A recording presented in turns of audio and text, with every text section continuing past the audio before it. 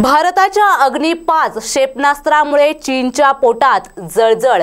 परीक्षणावर म्हणाले आम्ही घाबरत नाही। काय आहे नक्की पाहूयात हा स्पेशल रिपोर्ट। भारताने 11 मार्च सोमवारी अग्नि-5 क्षेपणास्त्राची यशस्वी चाचणी घेतली आणि आंतरखंडीय क्षेपणास्त्र ICBM असलेल्या आघाडीच्या देशांच्या यादीत आपला समावेश केला आहे। हे क्षेपणास्त्र multiple independently targetable reentry vehicle MIRV तंत्रज्ञानाने सुसज्ज आहे। देशाच्या या यशाचे वर्णन पाश्चिमात्य माध्यमांनी चीन आणि पाकिस्तानला इशारा म्हणून केले आहे। चीनला ही गोष्ट पचनी पडलेली नाही, त्यामुळेच त्यांच्या पोटामध्ये जळजळ सुरू झाले आहे।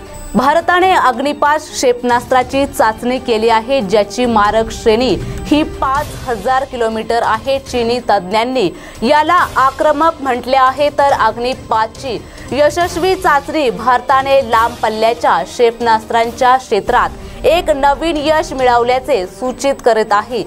सिंघुया विद्यापीठातील नॅशनल स्ट्रॅटेजी इन्स्टिट्यूट मधील संशोधन विभागाचे संचालक कियान फेंग यांनी म्हटले आहे की पाश्चात्य मीडिया चीनला भारताचा काल्पनिक शत्रू मानत आहे, त्यामुळेच भारताचे उद्दिष्ट चीनवर क्षेपणास्त्र कव्हरेज असल्याचे सांगितले जात आहे।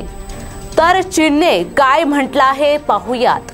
चीन देशाच्या संरक्षणासाठी आणि सार्वभौमत्वासाठी क्षेपणास्त्रांसह लष्करी तंत्रज्ञान विकसित करत आहे। या भूमिकेवर चीन कायम ठाम असल्याचे चीनी तज्ञांचे म्हणणे आहे। भारत किंवा कोणत्याही देशाबरोबर क्षेपणास्त्रांच्या शर्यतीत सहभागी होण्याचा त्यांचा कोणताही हेतू नाही। अर्थातच आम्ही क्षेपणास्त्रांच्या शर्यतीत सहभागी नाही, परंतु आम्ही कोणत्याही देशाच्या क्षेपणास्त्रांना किंवा त्यांच्या तथाकथित लष्करी दबावाला घाबरत नाही, असे चीनकडून सांगण्यात येत आहे। तर भारताचे अग्नि-5 हे क्षेपणास्त्र भारतासाठी एक सर्वात मोठे क्षेपणास्त्र असल्याचे देखील तज्ञांनी सांगितले आहे आणि सर्व देशांवर हे क्षेपणास्त्र चांगलंच भारी देखील पडणार आहे।